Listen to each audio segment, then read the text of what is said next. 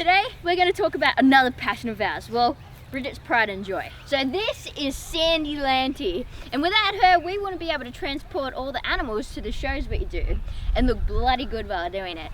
So I reckon we should show everybody around. Let's rock and roll. Oh God, never gonna get used to that. Alright, g'day guys, we're the Fauna Fetchers.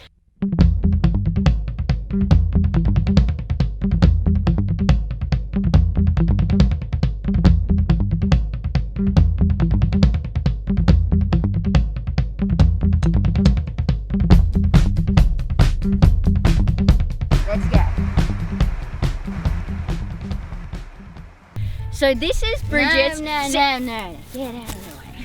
So this is my 1994 Sandy Top Troopcarrier. On the clock, 661,000 Ks, but there's a bit of a twist in there. It's a 1HZ with an aftermarket turbo. Oh. So I bought this car 3 years ago, back in 2017 in March. And it used to look like this. I know, pretty big difference, right? I bought this car because of the colour, Sandy Top, my favourite colour of course, and it was a 4x4. I actually found this car online, me, that's right, so without me, she wouldn't have this car. Plus, there's so much space for activities. Oh, okay. So this vehicle has had 4 owners, including myself. Town bicycle. And over the 3 years of owning the vehicle, I've put a lot of time and money into the car. All the mods! Yes, and ones that are obvious and ones aren't so obvious. Well, hold up there. You know guys, this car is not a V8. Bridget's just trying to trick you. This is actually a fiberglass 79 series V8 scoop style. She's just trying to trick you. So last year, the whole car got a respray, doors and door jambs included. So during that, I got this scoop molded onto the hood here. The scoop is actually manufactured by an old fella down in South Australia, and unfortunately I don't think he makes them anymore. And it's definitely my favourite part of the car, the head turning part for sure. During that respray, I did get the FRP flares painted and put on at the same time. And also, of course, the reason why I got the respray is I got a little bit of rust cut out. Yeah, just a little bit. You see, Toyota don't tell you that every single Troopcarrier that comes out of the factory, disclaimer, has a wee bit of rust in it. There was a little bit more rust than probably told. I'll put some photos up here for you to look at.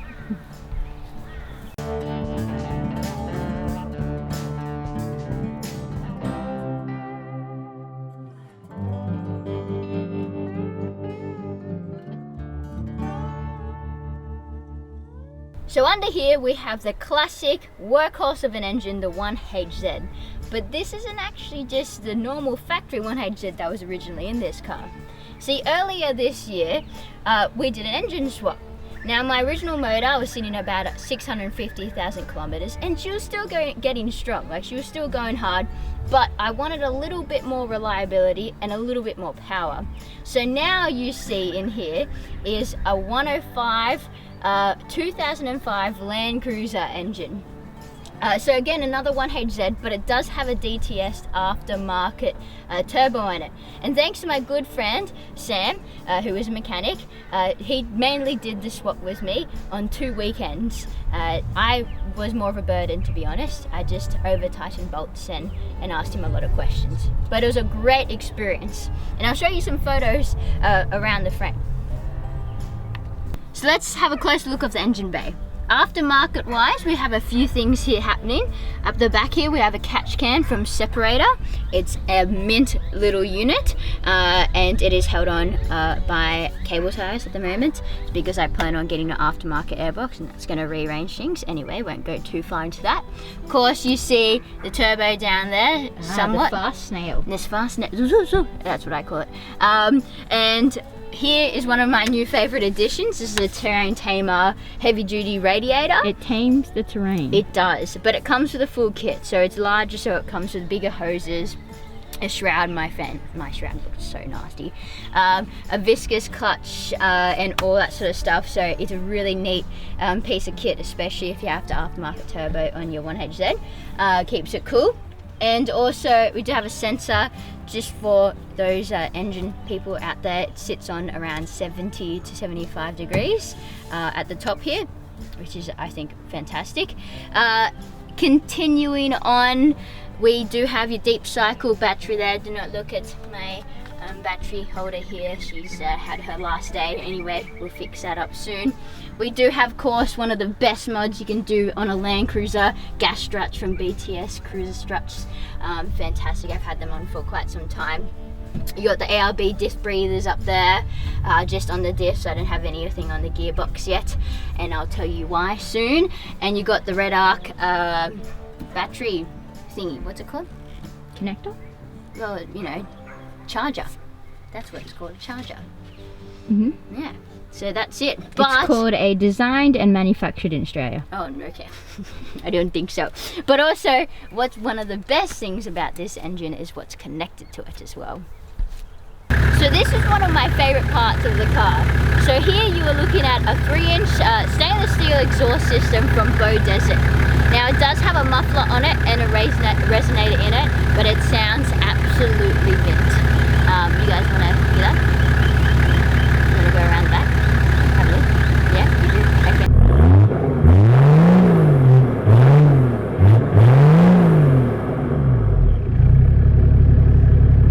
This is the new addition to the vehicle. So this is my new gearbox, but it's not just any gearbox. It's been rebuilt and it's actually a heavy duty gearbox. So it allows for the 1HZ to have a aftermarket turbo, and it allows for a 5th gear better towing. And I can't wait to use it for driving, but I still have to wait for that bedding in period. So I'm about halfway through. I can't wait. Look how shiny it is. It's so shiny. Now, let's check out some bar work.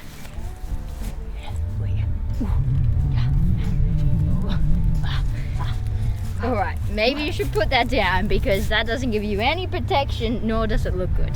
And that's what really bar work does, really, those two things. Okay, now if you look at my bull bar, it's an ARB bull bar on this side, and it's been well used, let's say that. It is very much in need of a bit of a spruce up.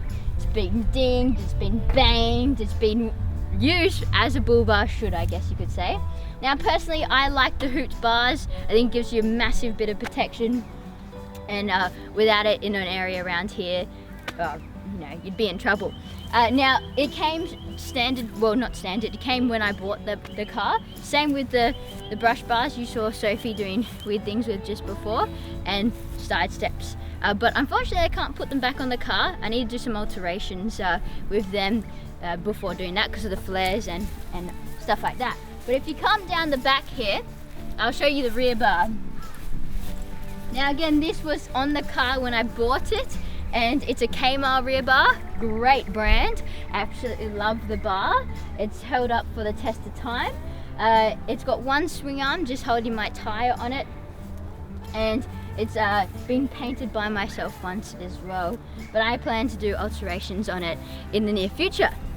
So let's talk about rubber shoes. Yep, that's right. We got the good old Habbies here. Can't beat them. They're pretty much Mickey Thompson tires. So the tires we have on the old girl are Toyo RTs, known as the rugged terrain. So they're a hybrid mix of mud terrains and all terrains. I love them. They look great. They're a 33-inch tire, otherwise known as the 285/75/16. And look, to be honest, why do they make 3 numbers? It's so confusing. I'm sure there's a reason why they do it. To me, it doesn't make, anyway. Also, it's, yes, of course, 16-inch rim. Apparently has a -16 offset, but these rims are cheap and dirty, and there was a few mistakes made when buying them first off, so eventually I do want to get better steelies on the rig, for sure. But let's look at the suspension. So being a 75 series Land Cruiser, you have lifts all round, so there's no coils or nothing nice and comfortable in here at all. So kind of to fight or give it better flex and give it a better ride, I've actually put parabolic springs in. So this is a 2-inch lift kit from Western Australia Springs. So it comes with everything: shocks, raw shocks, bushes, the shackles and the springs themselves. And I really like them. So how parabolics work is essentially they're tapered from where the leaf pack sits up to the shackles, and there's more space between the leaves themselves, so it supposedly allows you to carry more weight and actually allow you for better comfort and better flex as well. I really like them. I think they're a great addition to any leaf pack vehicle that can get parabolics, and they've worked quite well on mine. I think it's just a shock absorber that's really to help with flex, I found you some more leaf packs. More's not gonna help. Yep. Three more. All the leaf packs. And bushes. Oh, okay.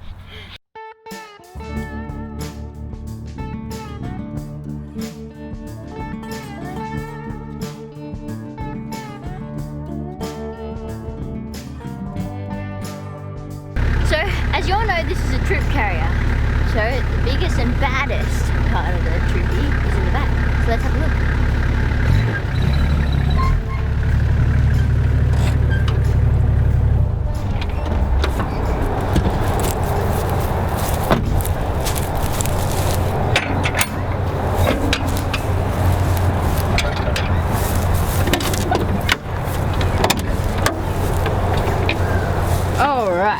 Now you have to keep in mind that the back of this troopy has been designed for multiple purposes. Pretty much camping or mostly work. So it's got to fit in a whole lot of stuff in the back.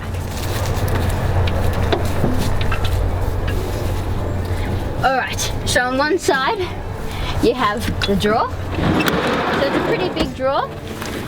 I generally keep tools, straps, all that sort of stuff in here. Something that I'm going to probably access most of the time when I'm doing both, either camping or working.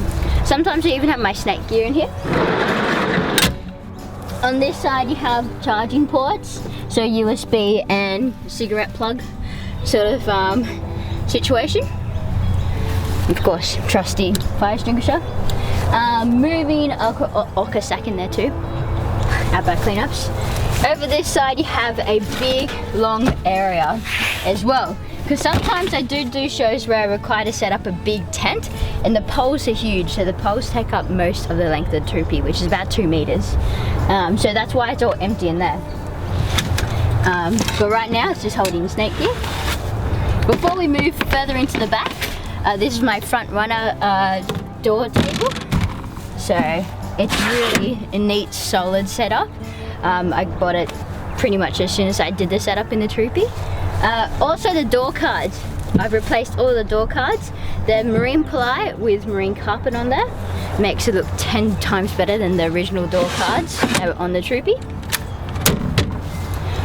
Going inside, all these compartments can come out. So if I wanted an empty troopy, it would take probably a few hours, but I could still do that. I have aircraft mounting plates, I think that's what they're called, on the side, so I can strap over crates and reptiles when they're in here. Up the back there you can see is another charging port, so you got USB and cigarette plug and also a voltmeter for my deep cycle. You got 6 saddle bags at the back, thanks mum, and you got my trusty hippie gross curtains for when I'm sleeping. Also mum made those. And something that you can't really see from this angle is that I've replaced the lights with these camp lights, so they can dim, they can be moved, and this what's it called, a console, a rear console, is a console that my dad and I made. Holds my speakers to get them pushing down that way, so say if you're camping and you're sitting in the rig, you can hear all the tunes. So that's what it's like in here. So that's the back, but let's have a look at my other accessories.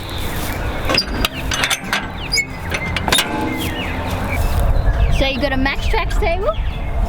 This can hold 4 Max Trax. At the moment I only have 2. How good's that? Foxwing 270-degree awning, Rhino rack, tradie style, and also camper lights that temporarily aren't working at the moment because I don't have the wiring. It's a long story. Essential Troop Carriers of Australia sticker. Essential Yeah the Girl sticker. Yup. Cam towing mirrors. And they're adjustable. 12,000 pound tough 4x4 winch. It was originally a steel cable, but we changed it to dynamo rope. It's offset with off-road runner fair lead, because to match the bull bar holes. Single row LED light force light bar, puts out enough beam. I like the minimalist style. You got a hand painted grill by yours truly. Got 7-inch steady replacement lights. They look mint. They got daytime running lights, and of course a little wind visor to protect from stone chips. Hand painted and designed mud flaps, painted and designed by yours truly. Welcome to the Sandy Landy Cockpit. This is your co-captain and captain speaking. Yes, I do 2 roles at once. Today we will be flying only down the driveway, just a short little drive. While we are driving, keep all appendages, hands, feet and other objects inside the vehicle at all times. And you are possibly required / recommended to wear earplugs. Also in front of you will find your hold on to dear life bar. Thank you and enjoy your flight. Alright, so starting in the general normal area of the cockpit, I like to keep things pretty stock. Down this side, keep it clean as I can. This is my very fancy mirror change direction Duvalaki. I know, a bit, this gives a bit of Mercedes in the Land Cruiser, I guess. Ashtray is gone, of course, classic 25-year-old Land Cruiser. Got a Kenwood radio, it's doing alright. She changes colour, which is really cool. Over here you got my 2 pillar pods. So they're a dual pillar pod from SAS. In my first one I got EGT and boost. In my second one I got top radiator temperature and also oil pressure as well, just to keep a little bit more visuals on the vehicle and the motor. Up top you have a XRS Connect, best thing ever. This is a roof console that was already there when I got the vehicle. I got a not working reverse camera, and these are all my aftermarket lights which aren't working besides the driving light. So yeah, this is something that's going to be changed. I also have a switch here because at night when you're driving these lights can blind you, especially my partner who is 6'5", so I put a switch in so the lights aren't on all the time. And yeah, that's about it. Anything else? Oh yes, my doors. So there's a few things happening here. Have a look at them. I got Dingo 4x4 cup holder and armrest. Freaking awesome. Such a good sturdy product, and they give a bit more quality in the cockpit here. I redid the door cards when I first got the vehicle. Speakers in the doors as well. I don't know if that's stock. Anyway, put them in, and of course I went a little bit handy to get it handy and put an old tool belt as like a side pocket thing, so that really helps with storage. So guys, that was the video on my 1994 Troopcarrier, the Fauna bus, otherwise known as Even Noah's Ark. We hope you enjoyed the video because look, there's no little critters or feathery things running around at the moment, but it is another passion of ours, so give us a thumbs up if you did like it. Yeah, and put in the comments below if you have any questions about the old girl. I'll answer them to the best of my abilities, and make sure you let us know if you want to see Sophie's 80 series so much. It'll get more rough around there, it's a big flex. Yeah. That's right guys, now we're the Fauna fetchers and we're driving out.